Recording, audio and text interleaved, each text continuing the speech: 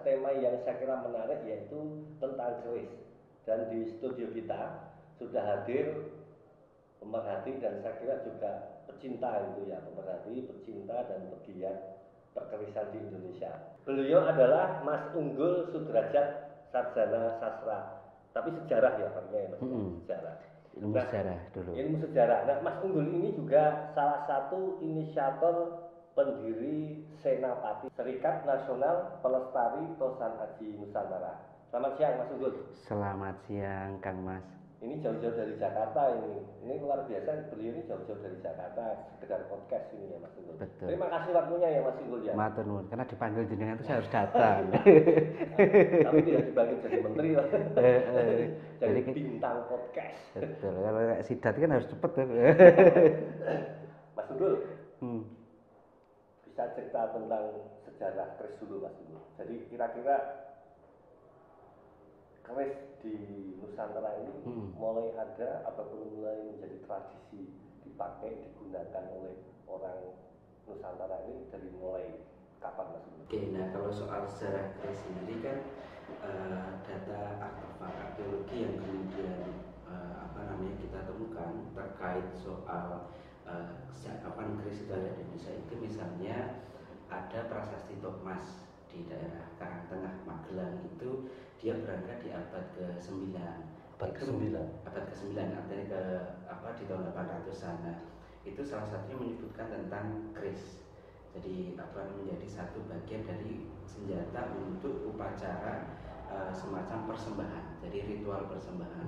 Tetapi di beberapa catatan, misalnya apa yang ditulis oleh Romo Warsito itu menyebutkan bahwa keris di Indonesia itu sudah ada sejak abad ketiga, misalnya di tahun sekitar 200-an misalnya. Nah, perbedaan-perbedaan itu yang memunculkan semacam banyak pandangan kalau di dunia keris. Artinya orang melihat bahwa kalau kita melihat pada sisi bukti arkeologis, maka yang paling tua itu di abad ke-9.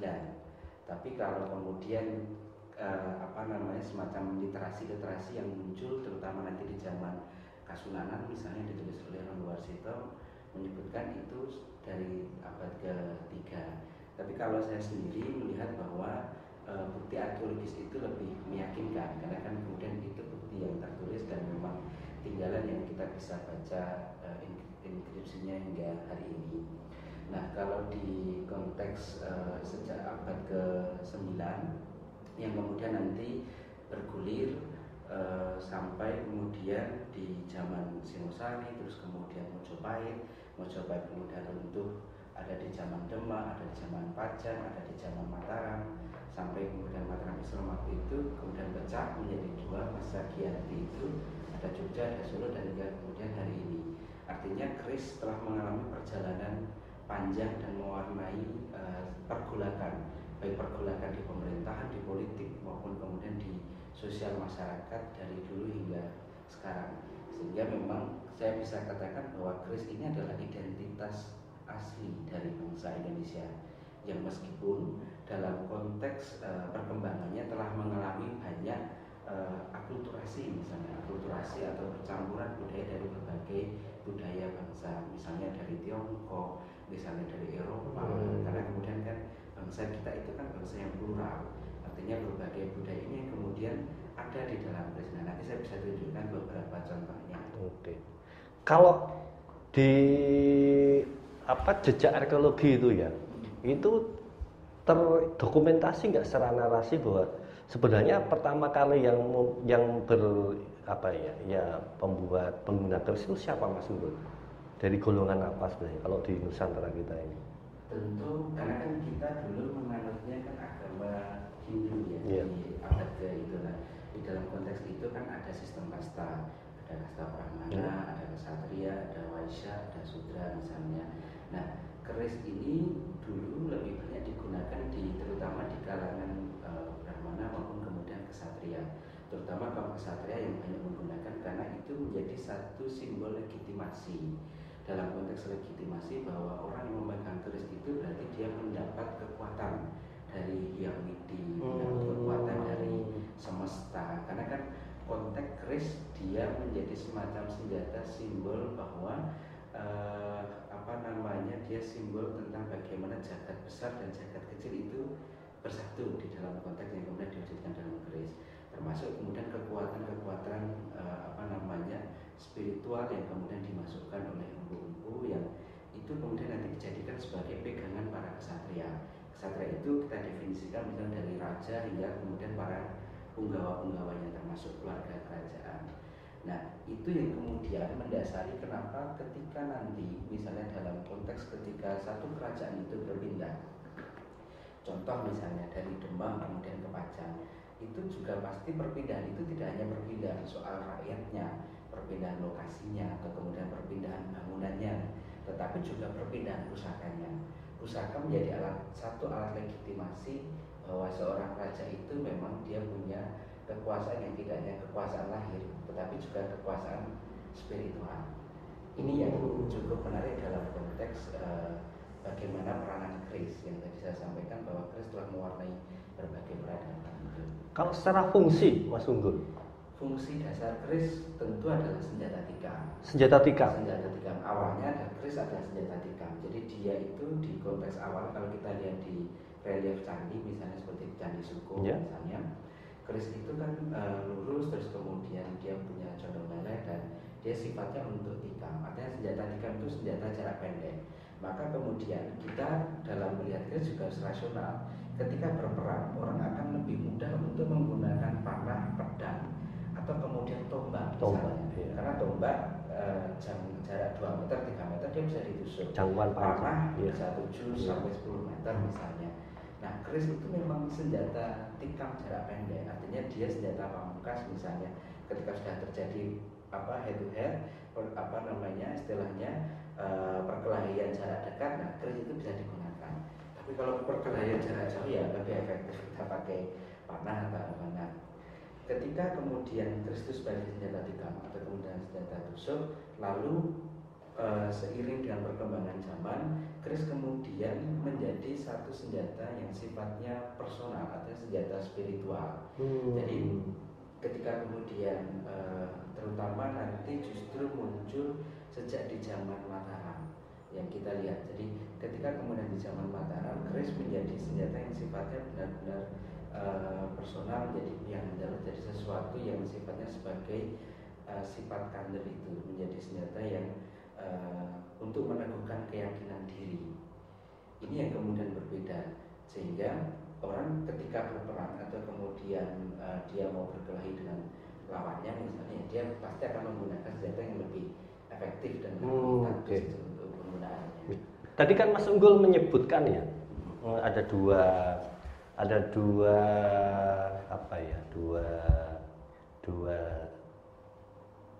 peninggalan sejarah tentang kapan keris itu mulai ada itu ya. Kalau Pak Ronggo Wasito di dalam karya-karyanya menyebutkan di abad ketiga. Terus kalau dari sisi arkeologi di abad ke-9. Nah, kira-kira Mas Unggul, masih ada nggak itu keris-keris yang dibikin oleh empu-empu zaman dulu itu di sekarang ini? Masih banyak. Masih banyak. Masih banyak. Artinya kita bisa lihat itu baik kemudian artefak itu di museum misalnya, museum nasional atau kemudian di beberapa museum kayak di Surakarta misalnya atau museum di Taman Mini, tapi juga kita bisa lihat itu di kolektor-kolektor. Itu barangnya ada itu ya? Barangnya ada. Dan masih utuh? Masih, ya artinya utuh itu definisinya meskipun ada korosi itu aja. Ya. Karena ada rentang usia ratusan tahun, tapi secara artefak masih ditemukan. Masih ditemukan. Jadi kita masih melihat bahwa barang-barang yang sifatnya lama yang kemudian kita, jadi kalau di dunia keris itu kan kita punya semacam penangguhan itu semacam memperkirakan dari mana kemudian keris ini berasal misalnya. Jadi konteks menangguh itu kan konteks yang memperkirakan. Jadi kita mencoba untuk melihat periodisasi. Dari periodisasi itu pembabakan sejarah dari mana kira-kira keris ini dibuat. Karena kan kita kalau kita belajar di sejarah kan banyak kerajaan misalnya. Katakanlah misalnya kita lihat dari zaman Majapahit misalnya. Keris Majapahit itu kira-kira bentuknya akan seperti apa, kemudian keris Demak akan seperti apa, Pajang seperti apa, kemudian Mataram, baik Mataram Panembahan Senopati, Mataram Sultan Agung, Amangkurat misalnya, hingga nanti kemudian Mataram Kertasura misalnya itu akan seperti apa juga berbeda-beda dalam konteks gaya di bilah kerisnya maupun kemudian juga secara material juga berbeda-beda. Keris-keris yang kita identifikasi sebagai keris-keris Purwacarita atau tangguh-tangguh lama atau keris-keris yang dibuat misalnya katakanlah sebelum abad ke-10, kita juga meyakini keberadaan keris itu, bahwa itu memang masih ada, tetapi juga tidak banyak yang mau mempublikasikan itu secara terbuka. Artinya karena kan ini menjadi satu bagian yang kembali lagi bahwa orang masih melihat itu sebagai satu bendel yang kuat. Jadi pemusakaan itu menjadi lebih utama dibandingkan kemudian ketika keris itu akan ditampilkan kepada umum. Karena kan kita lihat bahwa di dunia keris itu ada dua arus besar. Satu yang kemudian melihat keris itu dari sisi spiritual, mistik, kemudian yang satu dari sisi artefak, misalnya seni, kualitas itu ya. Tapi juga ada golongan ketiga yang baru-baru ini muncul yang memadukan dua sisi ini. Jadi kita melihat bahwa tiga arus ini cukup menarik. Ketika kemudian orang melihat pada sisi spiritual, ya tentu dia memandang bahwa keris itu benar-benar pusaka personal yang tidak setiap orang boleh untuk melihatnya, misalnya kecuali keluarga terdekat atau keluarga inti gitu. Tapi bagi orang-orang yang misalnya melihat keris itu dari sisi keindahan, dari sisi material dan lain sebagainya, ya dia akan terbuka, akan aware dan mempersilahkan banyak orang untuk silakan ini koleksi misalnya untuk kita bisa pelajari dan lain-lain. Orang di klaster ketiga juga ada yang memperlihatkan, ada yang tidak. Artinya ini tiga pandangan besar yang saat ini muncul. Sehingga kalau kita bicara keris akan banyak perspektif. Dari mana kemudian perspektif itu muncul, ya dari bagaimana dia memandang keris itu. Kalau kemudian perspektif spiritual misalnya, ya dia akan bercerita bahwa keris ini itu ada naganya, ada singanya, ada kodam gitu ya. Ada kodam, jadi ada tuah yang kemudian dia yakini betul misalnya. Nah ini kan sesuatu yang sifatnya sangat subjektif. Tidak setiap orang bisa melihat, misalnya jenengan bisa melihat ada X misalnya di botol ini, saya belum tentu bisa melihat hal yang sama, karena tentu frekuensi atau kemudian kemampuan personal berbeda-beda.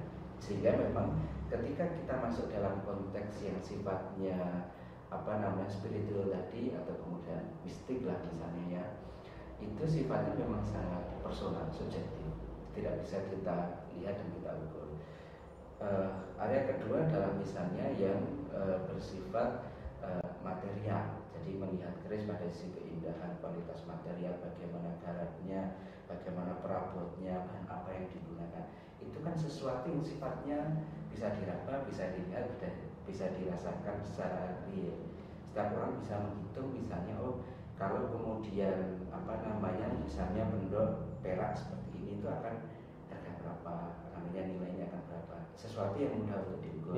Kualitas besinya apakah ini bagus atau tidak, bahannya atau tidak. Artinya tidak membicarakan soal mistiknya atau tuahnya kemudian. Nah di sisi yang ketiga yang kemudian pandangan memadukan ini, biasanya mereka akan berangkat pada pemahaman material, baru kemudian nanti pemahaman spiritual mengikuti. Jadi artinya ada proses untuk komodifikasi antara dua pemahaman ini digabungkan menjadi satu. Nah ini yang ada tiga arus besar ini yang hari ini sekarang ada gitu ya, aliran itu ya, betul, dalam memahami konteks substansi keris itu ya.